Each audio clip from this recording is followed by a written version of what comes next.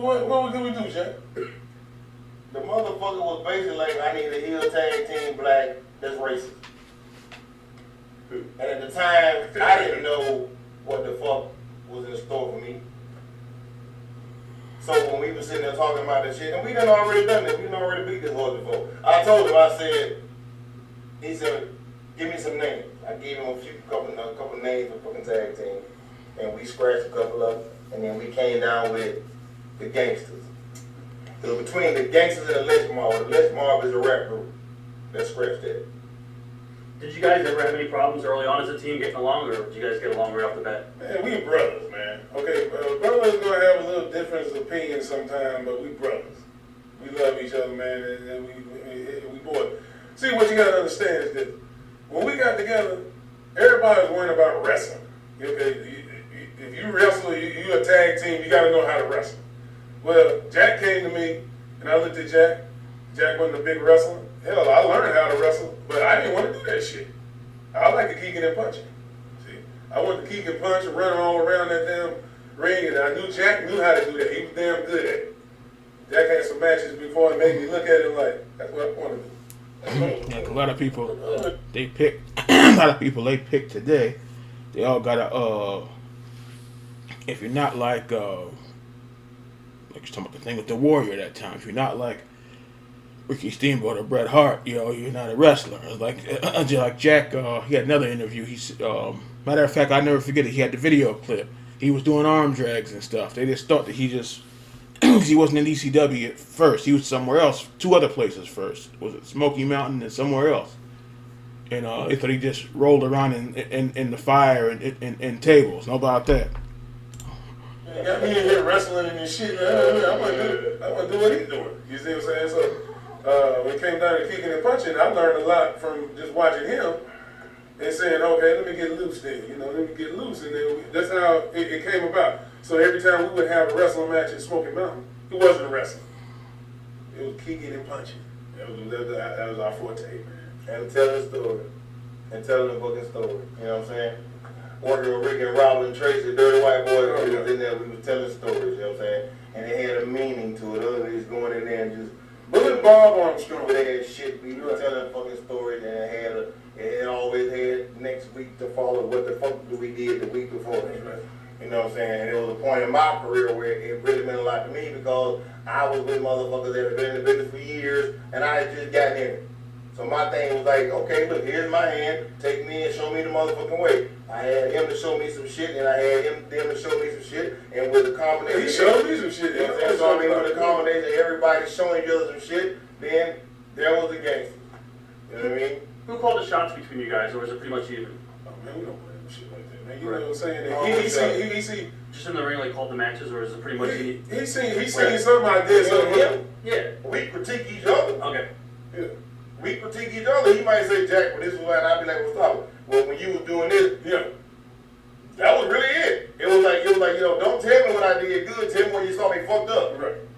So this is the conversation we had riding down the road.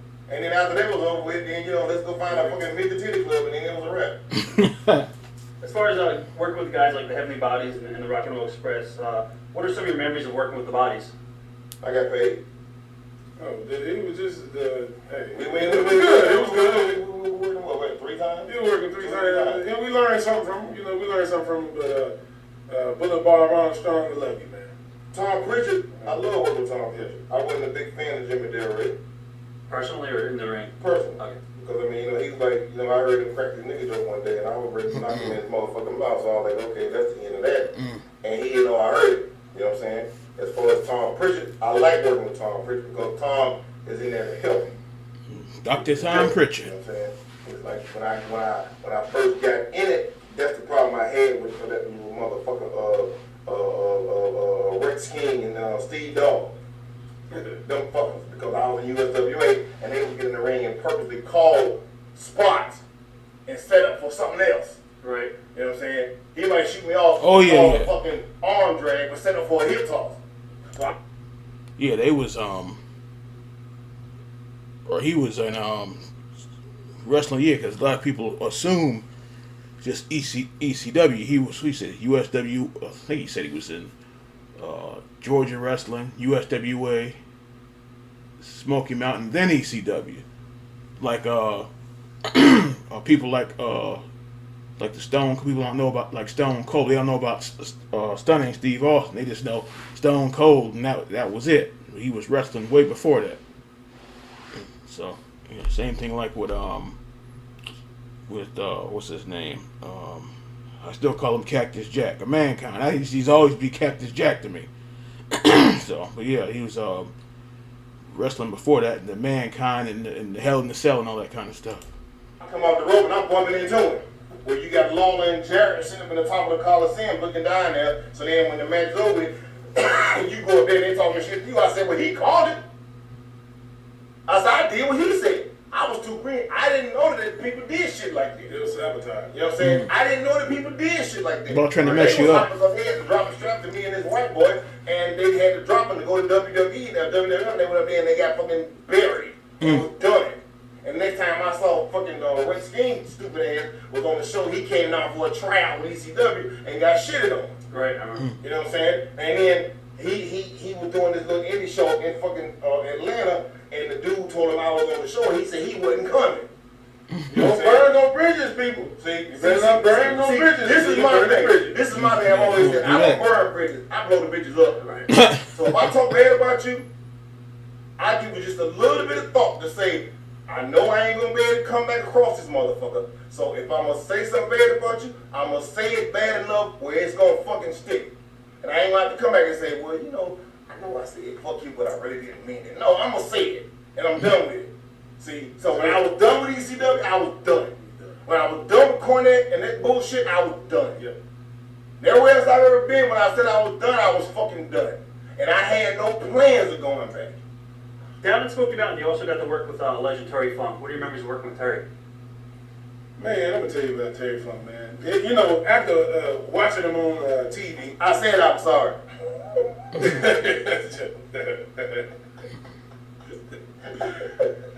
after watching him on TV, then able to work him, he was a good cat, man. I ain't apologizing no more. I'm He's sorry.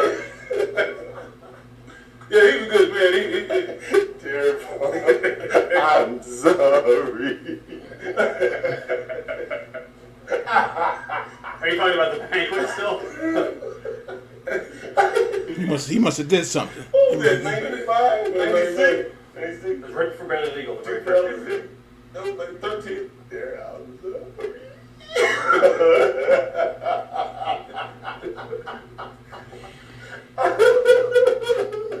Oh, God. Oh! I'm in his roast. Terry Funk got a roast in October. Yeah. I'm on it. That's real. I ain't apologizing. No, I'm sorry. He must have showed up drunk or did something crazy or something. Ricky and Robert, what are your memories of working with the Rock and Roll? Love him. Hey, man, I ain't got nothing bad to say about Ricky and Robert. Love him. You ain't gonna get nothing out of that now. Right? The Mustafa ain't having it. So much. Let me get that back. Nah, Mustafa, I ain't talking got dirty about them now. He ain't having none of that. He said you ain't getting nothing from Ricky and them. Robert, what are your memories of working with the Rock and Roll? Love him. Hey, man, I ain't got nothing bad to say about Ricky and Robert. Love him. You ain't gonna get nothing out of that now. Right? They were good, man. That Showed me wasn't so much, man. That wasn't them with knowledge. Yeah. I ain't got a fucking thing Man, to say they bad about prolonged my Ricky. career. I'm gonna put it that way. Ricky, Robert, Tracy, Bob Armstrong, Bullet Bob, fucking Brad, Steve, yeah, it's right on Armstrong's. Gopic, Groupie. I ain't got nothing That's to a say about Armstrong, none man. of them motherfuckers. All them motherfuckers took us by the hand and fucking helped. Working with Rock and Roll Express, did those matches help you guys gel better as a tag team? Of course, yeah. Shit. Like I said, that's Ricky and Robert. Bro, that ain't nothing like teacher student. How did D'Lo Brown fit into the mix? But they about to sit his ass on. Cornette didn't want to do anything. No, he got a tryout. Yeah, he did get a tryout. Wallace brought him down for a tryout. Right, And that's when Cornette kept saying, right. we need for y'all to go. You remember me going up to the hood. Go get the security, yeah. So we had this like It was getting too we had a much. crew of people. And Yeah, I seen a he picture. asked us to go like D-Lo was working with them. Barberville, Kentucky. I'm Seen like, a picture "I'm somewhere." Barberville, Kentucky. I said, where we gonna find somebody black? He said, well, go to Burger King. Somebody might be working.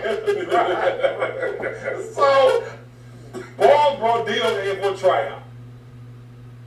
D-Lo came in with a gold singlet on and some gold armband like Shawn Michaels.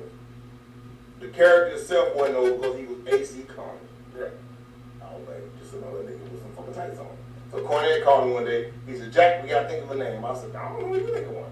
And then he on the phone playing around. He said, what about Downtown D-Lo Brown? And started laughing. See, he started laughing because he asked me, what do you think the name would be? And I told him, I said downtown D-Lo Brown, what do you think about that? So Cornette came up, and Cornette said, yeah, that's pretty good, you know what I'm saying? So he said that was the name he wanted to come up with, you know, D-Lo Brown. So he came up and he did his thing, man, you know. Yeah, see, so he was D-Lo Brown way before WWF. Always told D-Lo, I was out of the medium was top, but you'd be the one to make. Remember, he was called AC Conner, though. And he did, he was good. As far as doing the promos and stuff, a lot of it was racist. You guys admitted to that. Were you ever scared of going on the road as far as like fans attacking you guys? No. Did anything ever happen on the road? No. Well, as far as the clubs we had on women. well, yeah, but as far as people running up on it, no. Right. Nah. The police fuck with it, but no. Did anybody ever complain about you guys being stiff in the ring in Smoky Mountain Wrestling early on? Or Not smoking on. Not smoking, no. but ECW, okay. Somebody coming in the goddamn door. Yeah, sure, take your time. We just recording. Close the door and sit the fuck down. Do not walk in front of fucking camera. Thank you. Any good road stories? Nigga, what? Road stories? From where? Smoky Mountain Wrestling. Rob, that was 1995. Nothing sticks out. No, I mean, that was 1994. But I'm saying, no. I'm saying, why is that relevant now? No, I just didn't know if there's anything that stuck out in your mind that traveling together as a tag team. I mean, Yeah, it was something like that. We always goddamn stay. When we go to a bar or club, we meet the bitch that had our own apartment or house. right. And then that would be the bitch that we would try to stay with that week. We didn't care how she looked. The bitch that had one leg, one eye, and a wheelchair. I did have one like that. I did too. I Oh, that would that make you think about what's that picture? The guy said, I don't care if she no teeth, one leg with a kickstand. I know filming that they probably fell on the ground laughing having to refilm that. That dude said, I don't care if she got one leg with a kickstand. I was like, come on now, what's his name? The chicken shack, remember? He said, I fucked that bitch and I did it. Let me get that back. He said, get the hell off me, I ain't touched that. I didn't do. I had a big old bitch that worked at the goddamn chicken shack. Remember the chicken shack, remember? He said, I fucked that bitch and I did it. You did something with her. Yeah, you did. I don't know. That bitch had me 400 pounds. I did not fall a It's good for you. It makes you stronger. Jack and Mustafa, boy. Oh man, I had never seen the interview. No, I always seen the interview. The interview was with New Jack. I've never seen them on interviews together, so that was good.